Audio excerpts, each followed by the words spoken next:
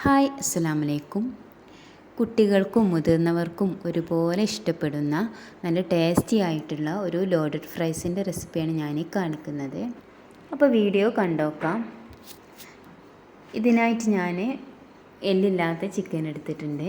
ഇനി ഇതിലേക്ക് ആവശ്യത്തിനുള്ള ഉപ്പും കൂടി ചേർത്ത് കൊടുക്കുക. ശേഷം ഇതിലേക്ക് 1 ടീസ്പൂൺ റെഡ് ചില്ലി ഫ്ലേക്സാണ് ഞാൻ ചേർത്ത് കൊടുക്കുന്നത്, അതായത് ഉണക്കമുളക് പൊടിച്ചത്.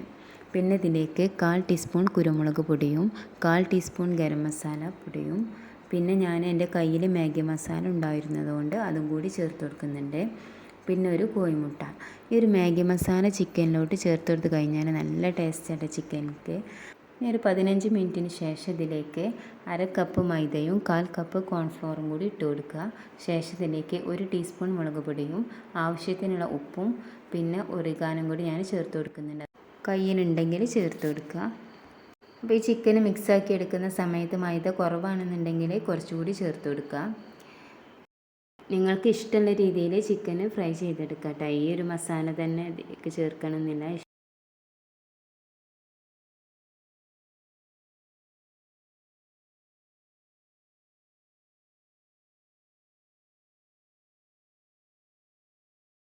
അപ്പോൾ ഇതിലേക്ക് വേണ്ടിയിട്ടുള്ള ചിക്കനൊക്കെ ഇവിടെ റെഡി ആയിട്ടുണ്ട്. ഇതിലേക്ക് നമുക്ക് ഫ്രഞ്ച് ഫ്രൈസാണ് റെഡിയാക്കി എടുക്കേണ്ടത്. നന്നായിട്ട് ചൂടായിട്ടുള്ള ഈ ഒരു എണ്ണയിലോട്ട് വേണ്ട ഈ ഒരു ഫ്രൈസ് ഇട്ട് കൊടുക്കാൻ. ഇതെൻ്റെ കയ്യിൽ റെഡിമെയ്ഡ് വാങ്ങിയതുണ്ടായിരുന്നു, ഫ്രീസറിൽ വെച്ചതായിരുന്നു.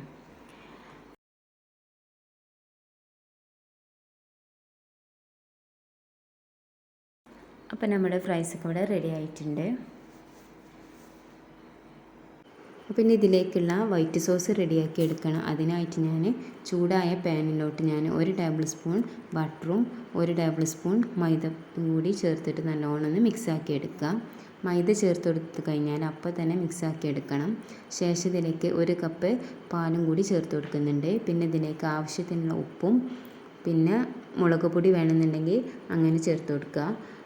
അതല്ല റെഡ് ചില്ലി ഫ്ലേക്സോ കുരുമുളകോ അങ്ങനെ ഏതായാലും ചേർത്ത് കൊടുക്കുക. ഞാനിപ്പോൾ റെഡ് ചില്ലി ഫ്ലേക്സാണ് ചേർത്ത് കൊടുക്കുന്നുണ്ട്.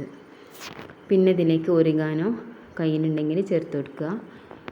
നല്ലോണം ഒന്ന് മിക്സായി കഴിഞ്ഞാൽ ഇതിലേക്ക് നിങ്ങൾ കയ്യിലുള്ള ചീസ് ഏതാണെങ്കിലും ചേർത്ത് കൊടുക്കുക. ഞാനിപ്പം സ്ലൈസ്ഡ് ചീസാണ് ചേർത്ത് കൊടുക്കുന്നത്.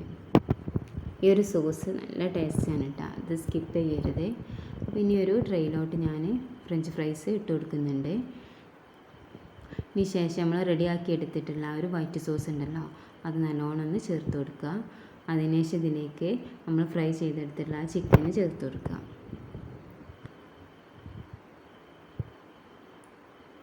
ഇതുപോലെ ചേർത്ത് കൊടുക്കുക. ഇനി ഇതിലേക്ക് കുറച്ച് മയോണൈസ് ചേർത്ത് കൊടുക്കണം. അതുപോലെ ടൊമാറ്റോ കെച്ചപ്പ് പിന്നെ നമ്മൾ റെഡിയാക്കി എടുത്തിട്ടുള്ള ഈ ഒരു വൈറ്റ് സോസും കൂടി ഇതിൻ്റെ മുകളിലായിട്ട് ഇങ്ങനെ ചേർത്ത് കൊടുക്കുക. ഇത് എത്ര അളവൊന്നുമില്ല കേട്ടോ. ഫ്രഞ്ച് ഫ്രൈസ് അതുപോലെ ചിക്കനൊക്കെ നമ്മുടെ ഇഷ്ടത്തിനനുസരിച്ച് എത്ര വേണമെങ്കിലും ചേർത്ത് കൊടുക്കുക. പ്രത്യേകിച്ച് അളവുകളൊന്നുമില്ല. അപ്പോൾ ഇനി വീണ്ടും ഇതുപോലെ തന്നെ ഞാൻ ചെയ്തെടുക്കുന്നുണ്ട്.